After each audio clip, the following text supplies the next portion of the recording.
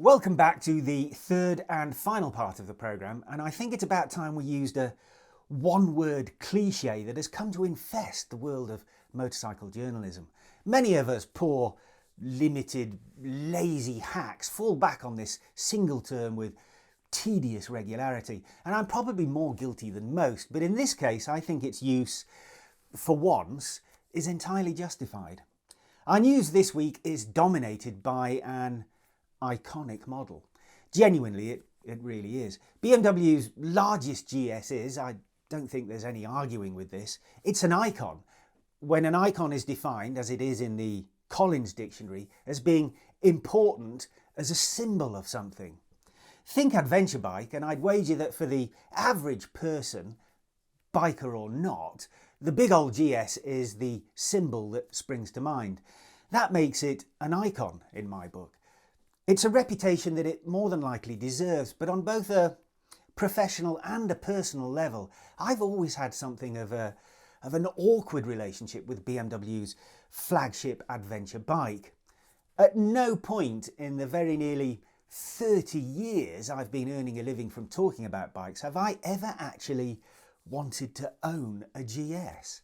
At no point have I found its looks so desirable or its performance too intoxicating to ignore, although I do have to admit that since the arrival of the shift cam boxer engine, performance is one element that has elevated itself beyond the cheap jibes of even cheaper word shufflers like myself.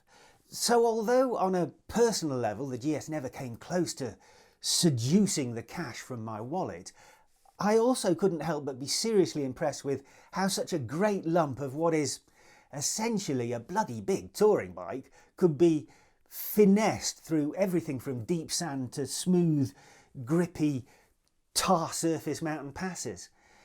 As a feat of motorcycle engineering, it simply cannot be dismissed as just another adventure bike. And thus it is big news when an updated GS breaks cover, as the latest model has just done. As far as updates go, this one is about as comprehensive as it gets, and nowhere is that more readily apparent than in the way it looks, which, for me at least, is bloody lovely. No, I agree. It's probably not the most important point to consider when checking out the new flagship GS that now features its biggest ever engine with more horsepower and torque in a more compact form factor than ever before, but I'm a shallow chap at the best of times, and those undoubtedly impressive specs can wait just a sec as I celebrate what I reckon might now possibly be the best looking of all the big adventure bikes.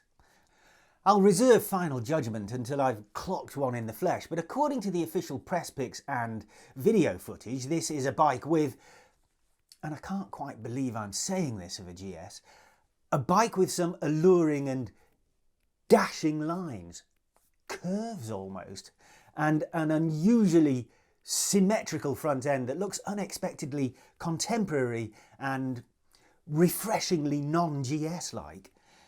If the aesthetic upgrades are borderline revolutionary, then the engine developments are understandably a tad more evolutionary, and given the existing 1250's sizable performance envelope, this is no bad thing. Sure, if you line up the spec sheet with a couple of its most obvious competitors, then you'll notice that in terms of horsepower, its 136 horsepower peak always lagged far behind the numbers generated by KTM's 160 horsepower 1290 Super Adventure S and Ducati's 170 horsepower Multistrada V4. That's still the case, although the gap has narrowed noticeably, with the BMW's max output now rising to 145 horsepower. In real-world riding situations, however, those peak numbers may be entertaining for a brief instant or two, once or twice a ride, but much of the time it's the mid-range delivery of torque that has the greatest influence on your rapidity, smoothness and overall enjoyment of whatever road you happen to be blasting or indeed cruising along. In this respect, the GS has just been the king since the 143 Nm 1250 shift cam arrived on the scene, and it seems as if this lead will be maintained, at least for the near future, with the larger 1300cc Boxer now churning out 149 Newton meters. Again, putting that peak figure aside for the moment, BMW is keen to emphasise the accessibility of all that grunt by pointing out that between 3,600 and 7,800 RPM, there's always at least 130 Newton meters at the rider's disposal. An initial glance at the spec sheet suggests we might be getting a revier GS, but the significantly increased compression ratio and shorter stroke motor have, as we've just seen, not interfered with the spread of that increased torque, and in fact the red line has remained at its previous level of 9,000 RPM. All of these undeniably impressive improvements are contained in a powertrain package that is now 6.5 kilos lighter than it was. Factor in the changes to the frame that is, shock horror, no longer tubular steel but sheet metal for the main construction and die-cast alley for the bolt-on subframe, and with a smidgen less fuel capacity, the ready-to-ride weight of the 1300 is 237 kilograms, or a not inconsiderable 12 kilos less than the 1250.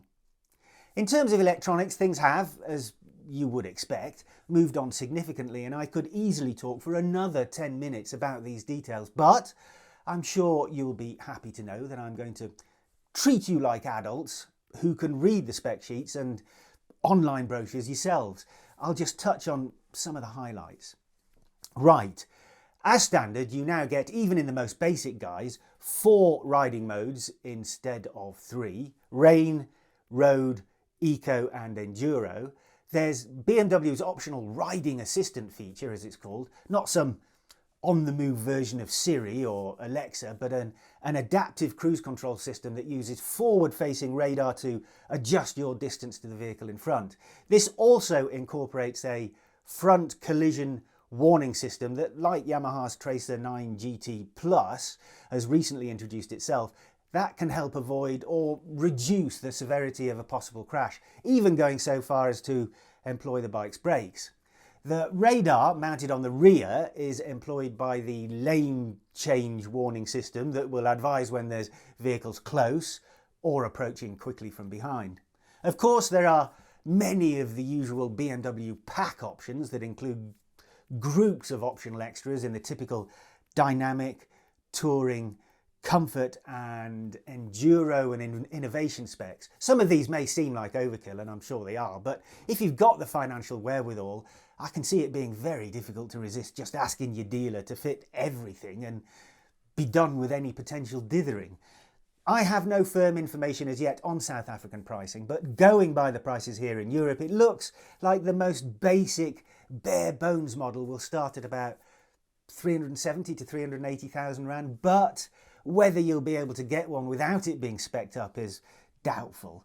Expect the first examples to arrive with plenty of the extras boxes already ticked. So with the new ESA suspension, the electric screen, a first for a GS, believe it or not, and loads of options that you may not want but will gladly accept, just to be seen on the new daddy of the GS range before inevitably it becomes as common as all the other GSs that have come before.